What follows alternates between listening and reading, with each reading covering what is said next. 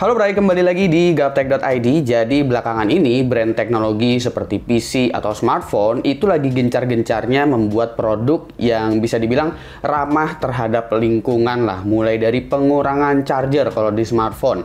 Abis itu menggunakan material-material yang bisa dibilang dari bahan daur ulang lah untuk materialnya. Bahkan kemarin juga gue sempat mereview sebuah headset yang dimana headset tersebut bahannya juga menggunakan bahan daur ulang. Dan kali ini Acer juga punya langkah tersebut dengan menghadirkan Acer Aspire Vero. Dengan hadirnya varian Vero di seri Aspire, menurut gua ini akan membuat branding Aspire jadi terlihat lebih eksklusif ya daripada sebelumnya.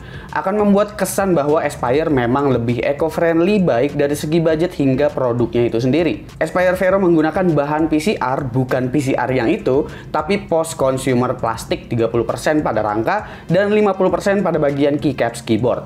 Ini membuat teksturnya jadi sangat unik menurut gua karena kalau dipegang nggak berasa seperti plastik yang licin gitu, tapi jadi berasa kayak kayu dan bertekstur lah rasanya. Tapi padat juga kayak plastik. Acer juga membuat semacam bercak atau bintik-bintik gitu untuk memperkuat desain post-consumer ini.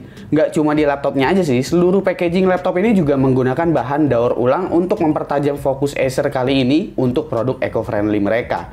Dimensi ada di angka 36,3 x 23,8 x 1,79 cm dengan berat 1,8 kg. Jujur aja ini bukan dimensi dan berat yang paling compact, tapi bisa diwajarkan karena ini ukurannya 15,6 inch. Dengan bahan PCR, keyboard di sini berasa ada tekstur kasar yang nggak biasa. Karena mungkin biasanya keyboard laptop Acer pada licin-licin gitu kali ya. Jadi berasa beda aja.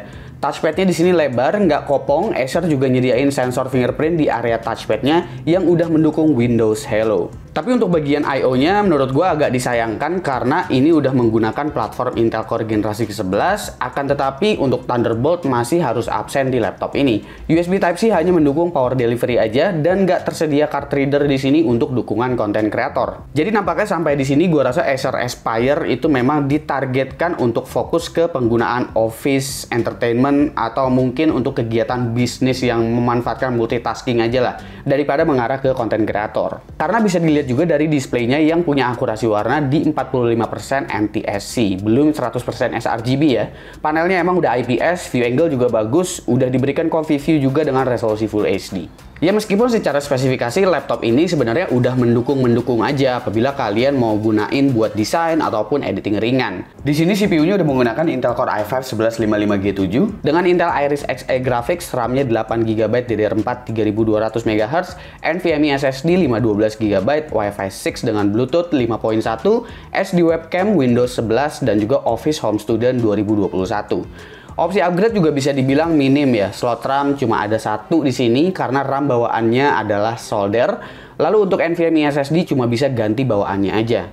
Kelihatannya di sini Acer ingin menekan laptopnya untuk memperkaya fiturnya dari segi utilities ataupun software yang bisa memanfaatkan CPU dan juga Intel Iris Xe Graphics-nya. Misalnya seperti pada utilitiesnya, jarang ditemuin ada banyak profile pada laptop seperti ini. Pada mode Eco bahkan bukan cuma fan speed aja dan CPU power aja, tapi ada limitasi volume juga untuk penghematan daya. Kapasitas baterai dari laptop ini ada di angka 48 Wh dan setelah gua tes itu memang sebenarnya laptop ini tuh bener-bener hemat daya banget karena dengan kapasitas tersebut laptopnya bisa bertahan hingga 7 jam untuk penggunaan ringan.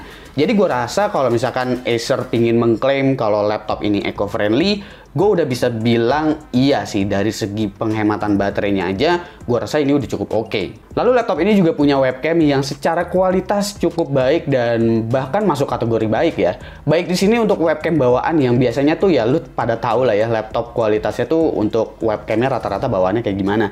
Tapi ini cukup baik buat diajak online meeting, terutama kalau misalkan ruangan kalian juga pencahayaannya minim. Oke, kita langsung aja bahas performanya dan gue akan ingetin kalau laptop ini bukan laptop gaming, jadi gue nggak melakukan banyak pengujian untuk pengujian gamingnya.